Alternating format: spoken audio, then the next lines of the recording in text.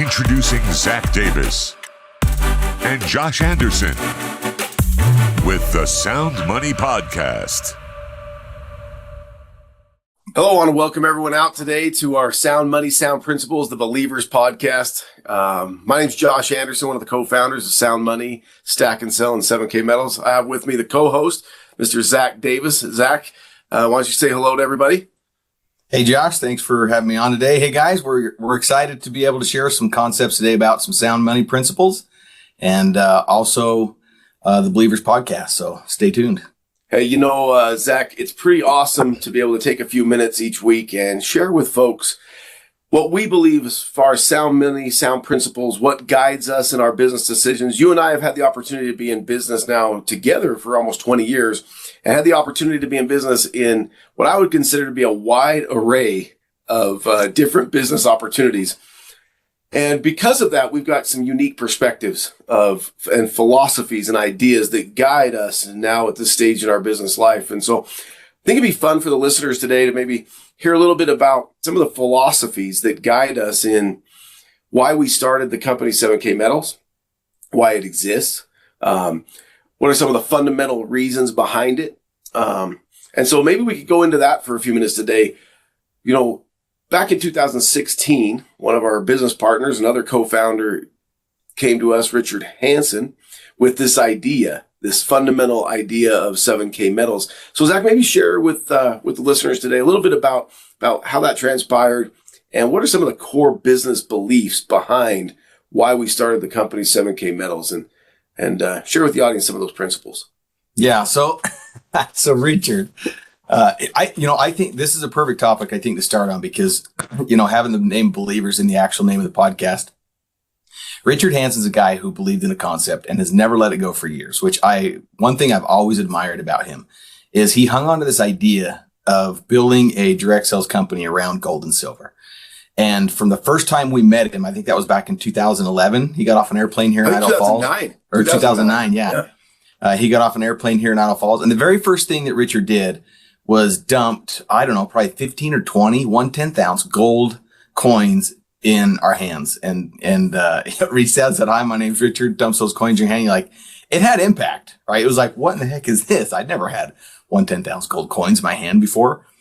And so he had this idea he wanted us to be involved in. And quite honestly, Josh, I didn't see it, right? My grandpa had told me that it was a good idea to own gold. He was a gold miner, did some of that stuff up in the mountains, but it was kind of like, I always thought it was like a hobby that grandpa did, and never really understood the concept of what gold really was. And so for years, Richard just kept calling relentlessly. And finally one day, he shows up in town, he makes a phone call and he's like, "Hey, you guys got to see this." And so long story short, we took a look, and the philosophy behind what Richard was doing is actually what intrigued me. I think it'd be helpful to have a little bit of backstory here. So, and by the way, guys, if we don't share on a future podcast our adventure down in Mexico, building some crude oil trailers and our whole experience with mineral rights, remind us, and we'll do a podcast on it. It's wild. But Josh and I had been involved in another business years before this, and during the time Richard was making phone calls trying to get us to be involved. And it was a really easy business. It was super lucrative, and there wasn't a whole lot that you had to do. And it really didn't impact people very much. We just made really good money doing it, but it really didn't have a huge purpose behind it. And so one day we were actually at the country club here in Idaho Falls, and we were playing some golf, and we'd been playing like 5 or 6 days a week, sometimes a couple rounds a day. We played a lot of golf. Unfortunately, Josh's game never got better. Oh, hey. And mine actually got worse. But I remember sitting on, I think it was the 9th hole on the tee box, and both of us kind of looked at each other and were like, what are we really doing? This is, it's great having all this time freedom and playing golf. But I know for me, I sort of had this feeling that was just not a lot of purpose in my life, right? Just sort of empty.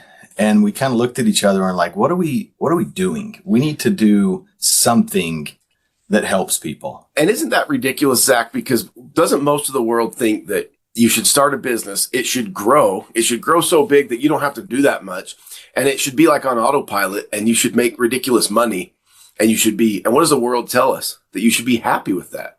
And I don't know, at the time we were both probably like in our mid-30s, and we had achieved that, right? That business was ultra successful, and it made money without us.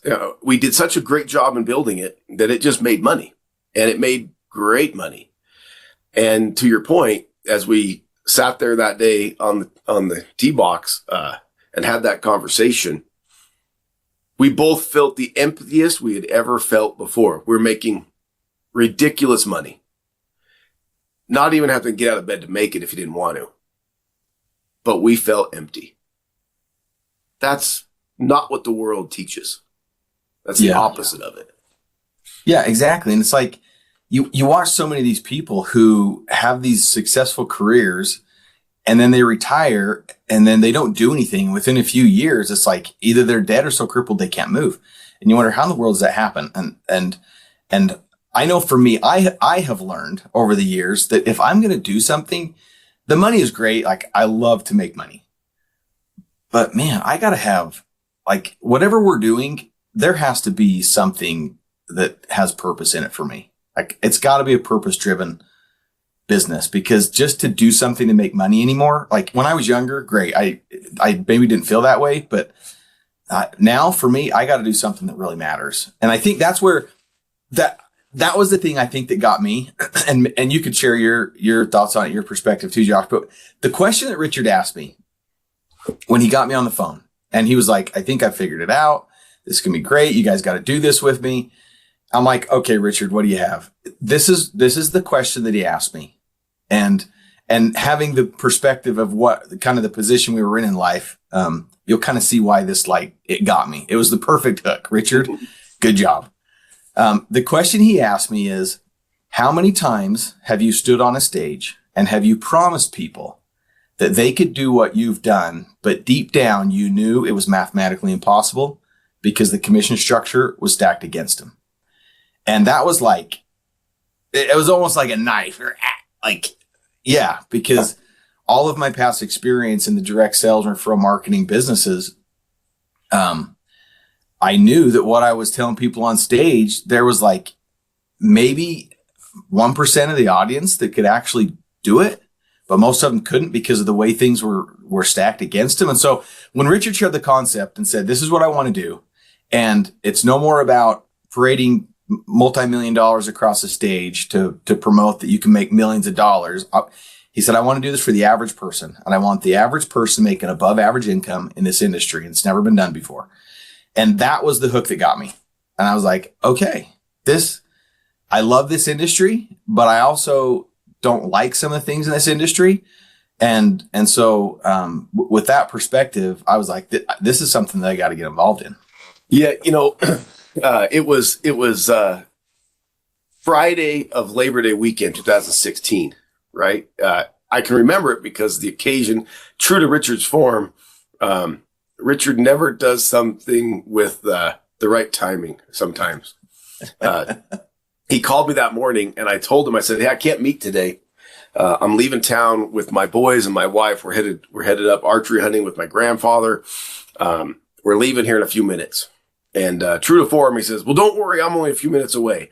And Richard and I live on the other side of the country from each other. So I thought, well, how's that possible? But he was in town, and he drove right over to the house.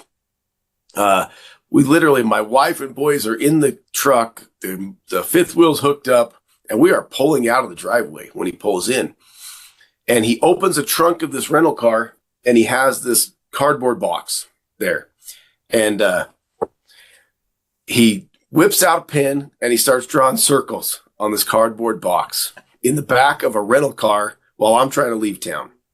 And I've told Richard no to this idea, I don't even know how many times, since 2009.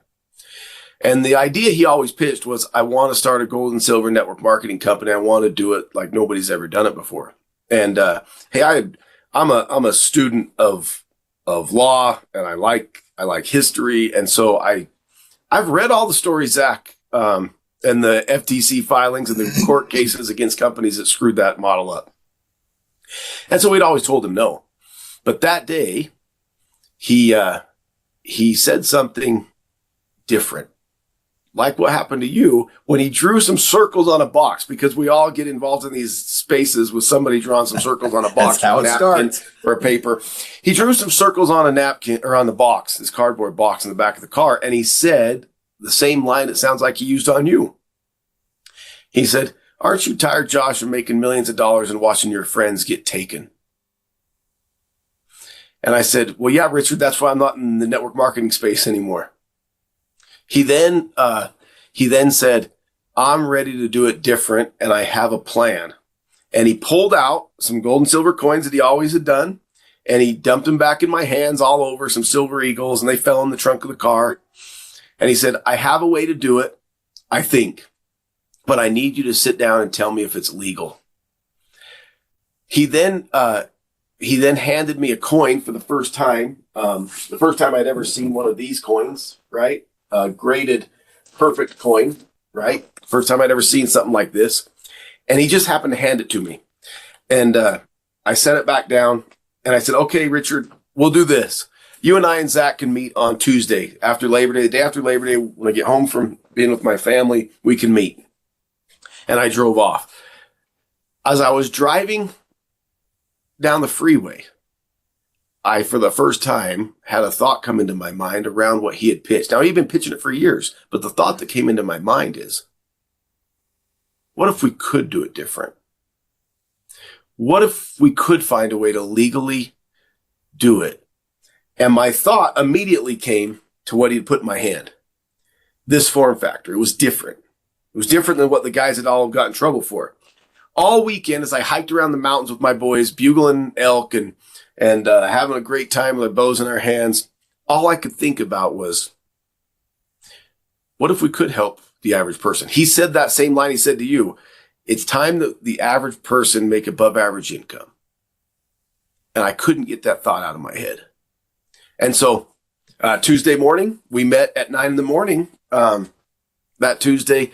But now we had some renewed, fresh ideas for you and I both that came around this idea. And we wrote some things on a whiteboard that day. If you remember, Zach, we sat, Roger Balls joined us, Richard, myself, and yourself. And we sat in a conference room in Rigby, Idaho with a giant 8x4 foot whiteboard, and we wrote some things on it. One of the things that got written up there was, help the average networker make above average income. Put that up on the board.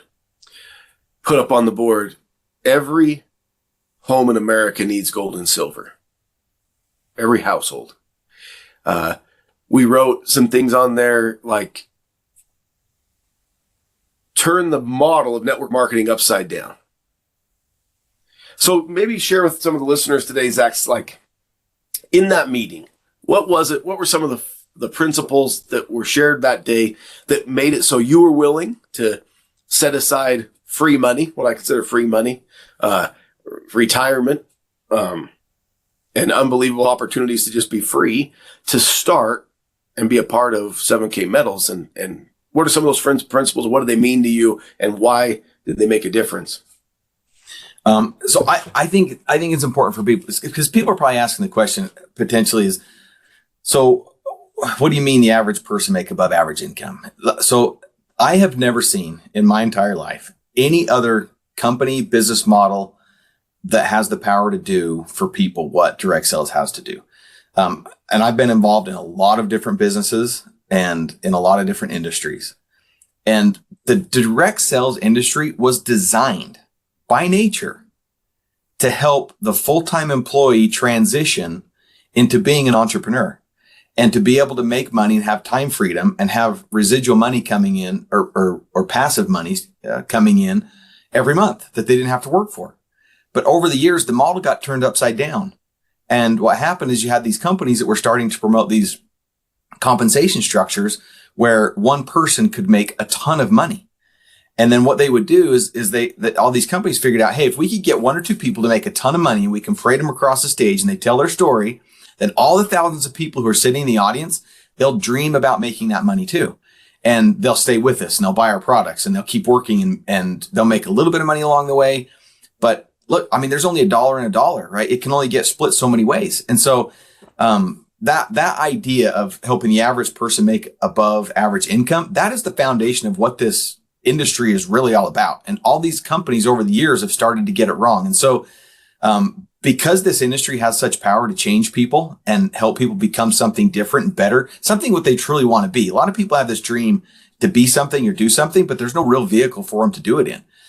This industry is the vehicle and the best vehicle that I've ever seen if it's done right. So that's why when we wrote those principles up on the board, that's why that was so important to me, is because I looked at it and went, okay, hold on. If we really could change this, and if we really could create a scenario where the average person could make a significant amount of money, maybe they're not making hundreds of millions of dollars, but guess what? I mean, Josh, what I've learned over the years is most people, that's not what they really want. What they really want is to just get the financial pressure off their shoulders of what they're dealing with every day. They want to make a little bit more than what they're making at their job and have some time freedom. And so now there are people who do want to make millions of dollars, and that's great too. Like, I love that for them. But what most people want is just to do better than what they're doing right now. And if you can provide a model that makes that work and builds their self-esteem and their self-concept, gives them some sales skills, gives them the ability to network and have a community of people who are like-minded trying to do what they're doing, that's an incredible, incredible thing. And so when that was written on the board and when Richard asked me that question, that was like, okay, if we live and die by this foundational principle, and if we never deviate from this, and we never cater to the person who comes in and says, I can bring you hundreds of thousands of people, but you got to change your commission structure, or you've got to pay me this much bridge money. If we never deviated from what that foundational principle was we're doing this for the average person, I'm all in. Right. And so that concept to me, it was like the key that got me to go, okay, this is purpose driven. This is going to matter for a lot of people.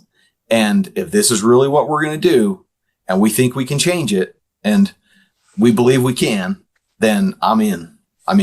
Yeah. And, for me, that day, that aha moment for me was when we started to talk about what does it take? Like, how much money does it really take for somebody to earn in a commission structure to really make a difference? And when we started to settle on numbers like $500 a week, $2,000 a month, and that would really, really change a lot of people's futures, right? Dramatically change the lifestyle in which they're living. I know for some of you listening, you might think, well, $500 a week isn't going to change my life. I've learned now over the last 8 years, I beg to differ. For most households, $500 extra. I didn't say $500. I said $500 extra dollars makes all the difference, right? It makes a difference maybe in what they drive, where they live, where their kids might go to school. It makes a difference in what activities their kids might participate in. It makes a difference in how they save for the future. It really makes a difference. When we put those kind of principles up on the board, Richard said, I want to have a $500 a week cycle check, and I want to make it, easy for people. So then we backed it off and we said, okay, what is doable? What is really doable for that beginner, that new novice networker, that person that's never found success in the space but loved the industry? And we started building the compensation plan, the share plan, based around that principle. And I can just tell you, Zach, for me, it's been probably the most rewarding thing that we've done in the last 25 years, to watch people win with that kind of a model and make changes. Now, the other thing that happened at that table that day that was just probably life-changing for me, and now has been life-changing for hundreds of thousands of people who have joined with us, is this idea that every household needs some gold and silver, right? This fundamental principle. Now, I'll be honest, okay? Up until that day, I personally owned absolutely 0 ounces of gold and silver. Okay, so I'm just like many of you listening, right? Like the day after Labor Day, I can't remember the date. I think it was the 7th of September, 6th of September in 2016. I had 0 ounces of gold and silver. Some of my boys had a few ounces, but I didn't have any. I had always bought real estate, and Zach and I had always bought oil. Okay, so that's what I owned in the world. But that principle and idea And then I studied it and I really thought about it. And I came to learn that that's a principle that I just want everyone to know, that I really believe every person on the planet should have some gold and silver as a hedge against inflation, as a protection, a personal protection, right, for their family. And now that I've thought about that philosophy and bought into it, it guides me, right? And so Zach, let's take a minute. Why don't you share some of your thoughts around what we learned that day and why we really believe that every single person should have some gold and silver? Yeah, I was the same, Josh. I mean, I should have brought it today, but I have this little vial, this little glass vial. Maybe I got one kicking around here. I don't think I do. Oh, I do. It kind of looks like this, right? But it's got little flecks of gold in it. And I got that by my grandpa. He would disappear in the middle of the summer and be like, "Where's Grandpa?" And Dad would be like, "Got no idea." We try to go find him. And you'd go up in the mountains. He was cutting firewood all summer, and he would mine for gold in all these creeks. And I remember bringing home a 5-gallon bucket one day with this material, and we sat and panned it for hours until I got some gold out of it. And that was all I knew about gold. Right? I'm like, what do you do with this now? I got no idea. I just kept it around. Right now, sitting in my safe as sort of this memory of my grandpa and the time that I spent with him and my dad. But I never really knew how to buy it. In college, I got involved in financial services business, and there was a little bit of talk about gold and silver. So like, well, how do you go buy this stuff? And so I went online, right? And it's back in the, that you got to wait for the page to load. And I was seeing gold it's like, there's a gold buffalo, there's a gold eagle. There's a different, I think it was a Philharmonic I was looking at, and they were all different prices. I'm like, what? And by the way, it was like $200 at the time. Yeah. Maybe even a little bit less. Would have been good to buy a bunch of that 10x your money, Zach. Yeah. Yeah. But I remember looking at it going, I don't know. And I didn't buy any because I was so confused. I'm like, what should I buy? Is this real? Is it not real? Do I buy buffaloes? Do I buy eagles, Philharmonics? Am I trying to just get the right price? Why isn't this stuff all the same price? I thought gold was just gold. So I didn't know a lot about it either, other than what you had said before, is there'd been a lot of companies that had gone out of business trying to sell a commodity. Right. And that's why the collectible and the coin that was graded was so intriguing. It's like, okay, here's something you could do this with. But the reason that I love gold and silver in this model so much is you take what this industry has the power to do and a commission structure that actually can bless the lives of the average people. When I say average people, Josh, I'm not talking about average as far as intelligence or what. I'm just talking about hardworking Americans, right? And people around the world that are just trying to get by. You mentioned that this commission structure pays $500 a week, right? I think it's less than 80% of all people that get involved in direct sales. Less than 80% make $500 a year.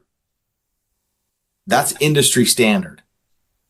So when you can have a commission structure that would do that, and then you put in there the power of gold and silver, it's like, I mean, I don't know how many people on this call are listening going, "Oh yeah, I got involved in a direct sales company once and they had me buying, I was buying this weight loss shake and then I got so much of it that I didn't know what to do with it. And it's all expired sitting on the shelf." It's like, I don't know how many people would get mad if they had gold and silver sitting on the shelf with no expiration date, but because they were buying this stuff along the way and we're like, who's going to say I got too much gold? So for me, it was like, this is a product that everybody needs because inflation is real, right? And it has the ability to protect people against inflation, and we can go down all those different roads. But the initial thought process for me was, well, I'll give you a scenario. This is exactly the scenario that I thought in my head when I thought, okay, why gold and silver is the product?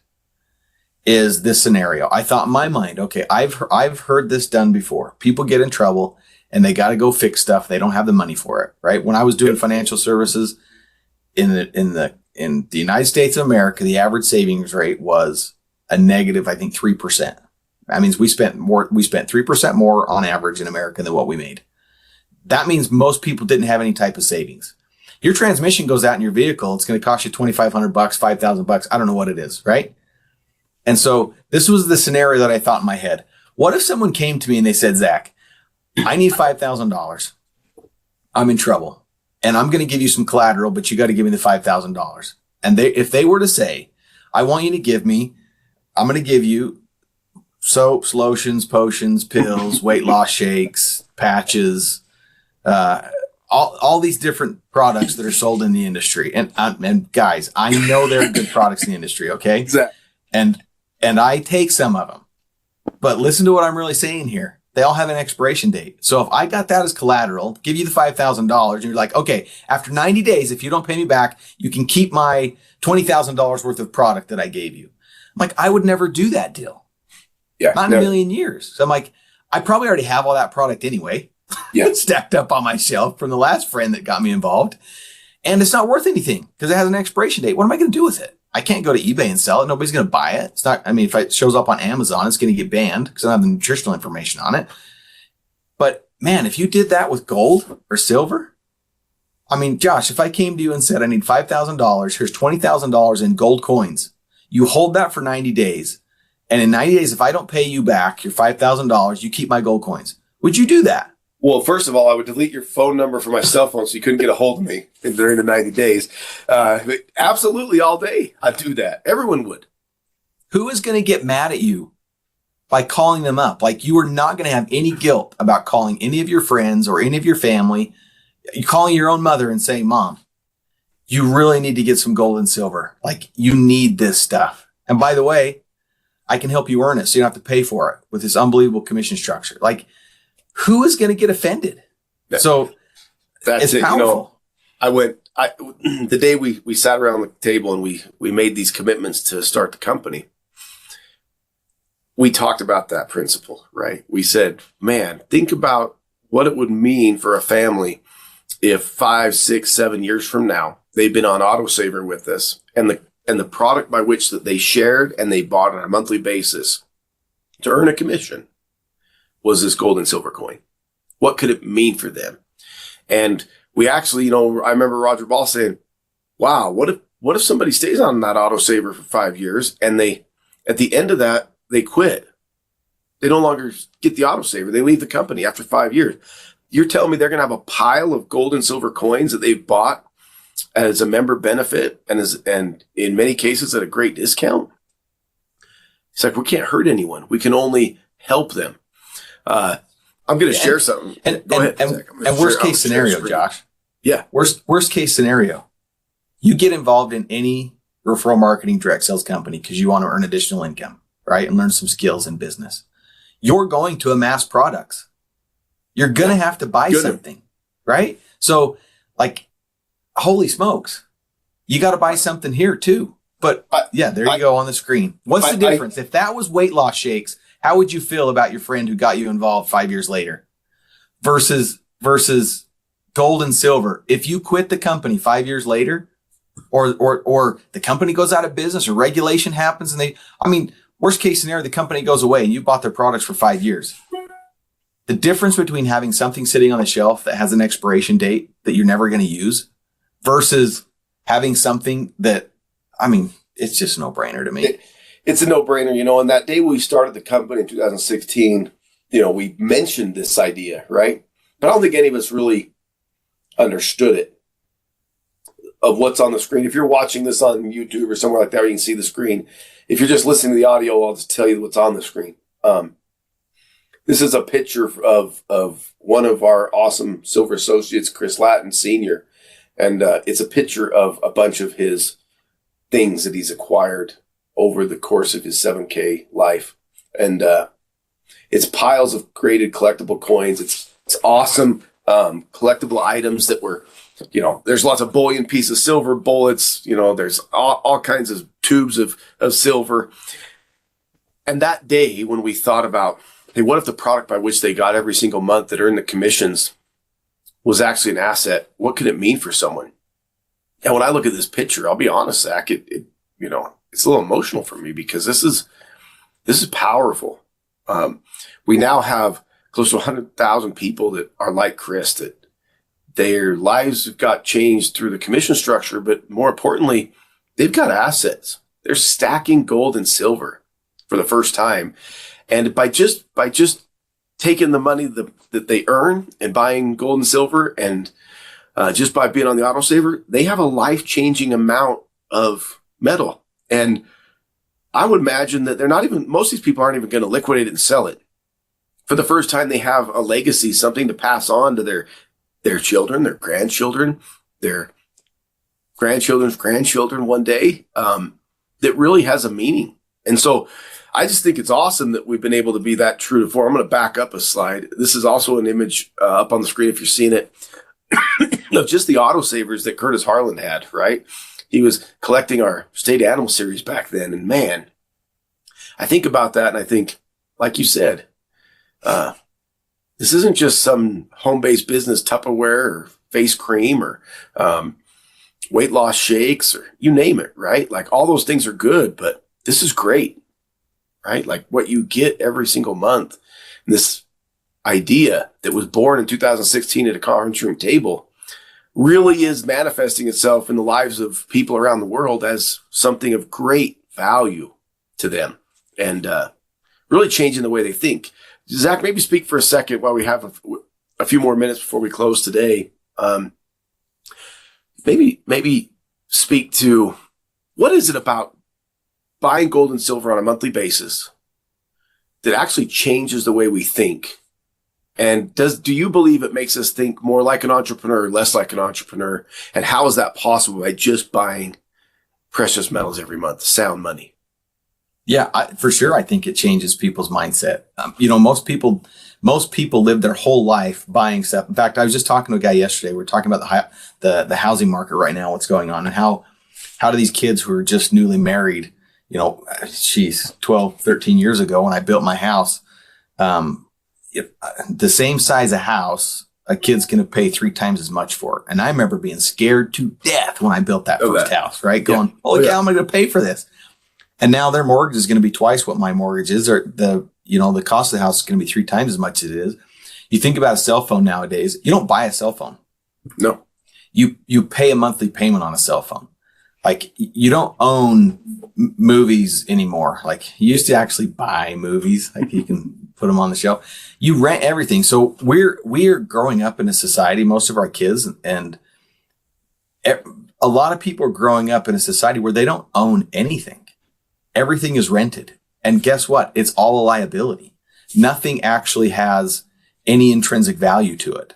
Like I just think, Josh, that picture of Chris Latin and Curtis Harlan that you just showed, if the economy went bad and they got in trouble, if those were piles and piles of weight loss shakes or piles and piles of multivitamins, what would they do? How are you going to liquidate that to be able to pay your mortgage? You mentioned an extra $500 a week, Josh. You think about that. That's a potential $1,500 or $2,000 a month. That is a mortgage. If someone's in trouble, you just paid their mortgage payment every month with $500 a week. That is a big deal.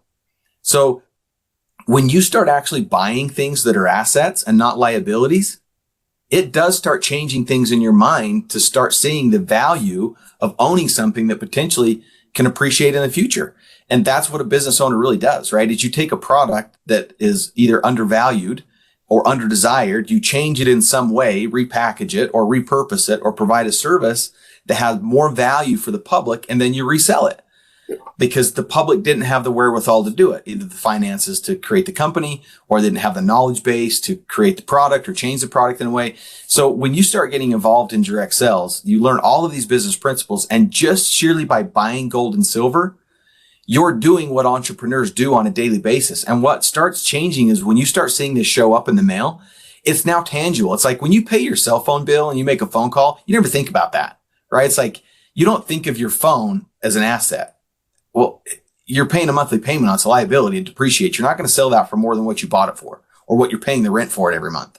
But when you buy gold and silver and you start putting that on the shelf and you start seeing that stack up, all of a sudden in your mind, you start thinking differently about where am I spending my money, right? What am I doing with this? Because before I was seeing all my money go out the door and was all these depreciating liabilities. And now I'm seeing this asset accumulate on my shelf, and it starts making you feel empowered, right? Like I have the ability to change the trajectory of my future based on the fact that I'm accumulating something that is worth something in the future. And if things go south, if things get bad, if I need help, I run out of cash, I have this thing sitting here that I could liquidate. And I've learned all these business principles along the way with the direct sales model that I'm going to know what to do with these things, right? It is real. It is like in a world that our kids are growing up in that is completely virtual.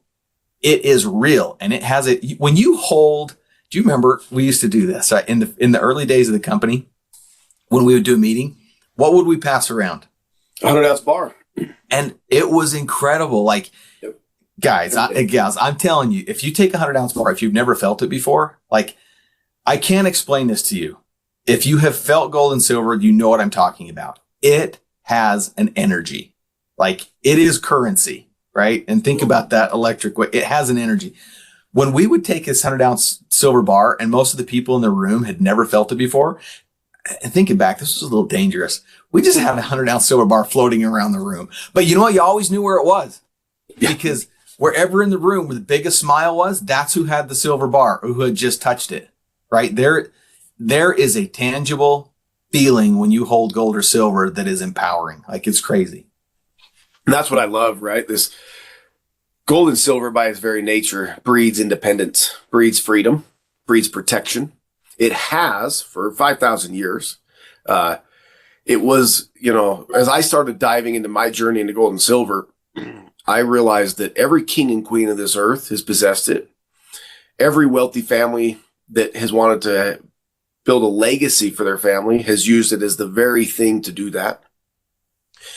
I started to realize, Zach, that it's so empowering. Gold and silver by itself is so empowering that the largest corporations and companies on the earth use it for protection and freedom. You and I do a lot in the oil and gas space, have for a lot of years. It was telling to me when one time a large energy company, I probably shouldn't use their name without their permission in this kind of public setting, but very large, very publicly traded and very well known in America. They were paying us our royalties. And all of a sudden I read a press release that they had sent to us that those royalties may be delayed for a few days while they liquidated their position in gold. And I thought, back then I didn't understand it, right? As we have been blessed enough because of the army of people, of believers who are out there sharing our message that we are a giant in the gold and silver space now. And so you and I have become somewhat of world experts in the last 8 years. But I've learned that the largest companies like them, when they don't hold their cash in cash. When a previous president, a few presidents ago, was president, all oil companies thought that the drilling was going to slow down and thought that inflation was going to go up. And so they pulled their cash out of green bills and they bought holdings of gold and silver. They held it until that president left office and a new president took office. And then they immediately liquidated all of their physical gold to go re-drill wells in America.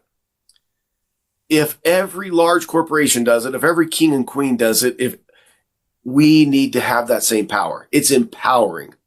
And what you just shared, when an individual buys gold and silver, it changes their mindset, it changes the way they think, and they start thinking more like an entrepreneur.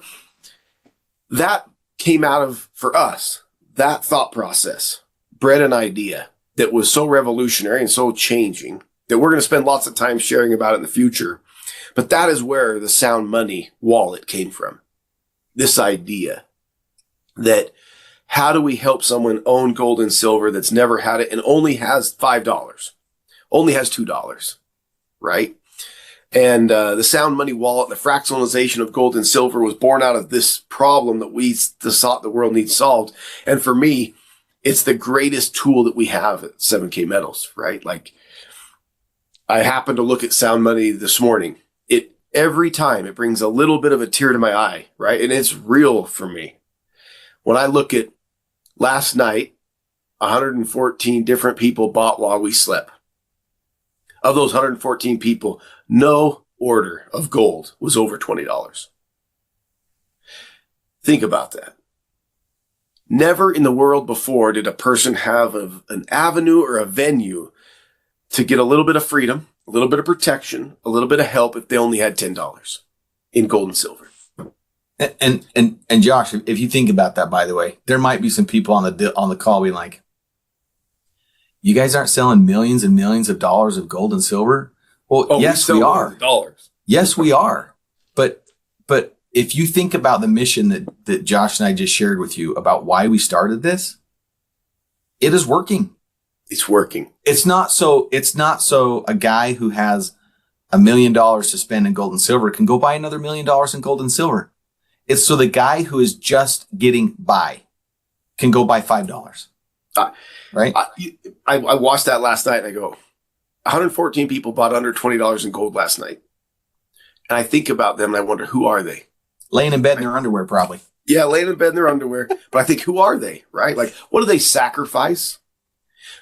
For that gal in Pennsylvania who bought $20 last night, what did she sacrifice to buy the $20? Did she buy less soda pop? Did she buy less cigarettes? Did she buy, where did she scrimp? Where did she save? And how empowering was it for her to buy her $20 last night? She now has $20 more in gold than she had the day before. That's who we are. That's what we stand for. That's what we're trying to accomplish. And at every turn, these principles of why we created the company, they guide us like a North Star in the night sky. They guide us on what we're trying to achieve and what our purpose is. And so for all you believers who are turning in today to this episode, we just want to say thank you, because you're out there, you're taking these ideas, this vision and ideas and principles of business, these sound money principles and sound money business principles, and you're sharing them with the world. You're making them a reality for someone. And so we just want to say thank yous as we close out today to all of our believers out there, everybody who's part of a 7K and Sound Money that are out there making a difference, that's moving the mission forward. And Zach, some closing thoughts, and then we'll say goodbye to the believers until next week. Yeah, awesome. I mean, the genius is in the team, Josh, right? Like, yeah, and a genuine thank you, because there's no way that we could do what we're doing without you guys. And look, we know for those of you who are out there trying to earn extra income and help us share this mission and vision, it's not easy. Like, it takes work, right? And it takes effort. The cool thing is in that work and effort, you're becoming something different than what you were. And that's what you really want. And, you mentioned freedom, Josh. I'll just give this final thought on two things, on the commission structure and on gold and silver. In the environment right now in the world, if you do your research and you look, there are certain countries who are trying to get away from fiat currency, and they're buying up gold like crazy because they want their independence. So the real question is, how much independence do you and I want, right? And the people listening. It is the form factor. When someone wants true freedom and they want their independence from anyone or anything else, every single country for 5,000 years has done it by buying gold, because that's what it represents and that's what it creates for people. You mentioned that you looked at the Sound Money and saw those purchases. The same thing happens, by the way, you guys, with the commission structure and with the business model that we have. Every Sunday night, we run the commission report. And it is my favorite thing to look at the commission report, and I look down through those names and I look at the amounts that individuals earn. And every single one of those names, I don't know everyone, but I know a lot of them. It's a story, right? And that dollar amount means something. Like it is being able to have their kids go to the school they want to go to. It is being able to drive what they want to drive, live where they want to live, pay the bills they want to pay, walk away from the 9 to 5 if that's their desire, or just not have the pressure, right, of the financial pressure they've been feeling. So you people that are listening to this most likely are on that commission report, and you're the ones that we're talking about, and we know your stories. And so with Josh, I just want to say thank you for everyone who's been involved in helping us do this over the last 7.5, 8 years. And everyone who is going to get involved in the future. This is an incredible mission, and we're excited to work with you. So thanks, Josh. I appreciate it. We appreciate everybody. We're going to let you go today. Till next week, till we see you next time on the Sound Money, Sound Principles, the Believers Podcast. we want to just say we believe in you and we love you and we appreciate you. Have a great week. All right. Love you guys. See ya.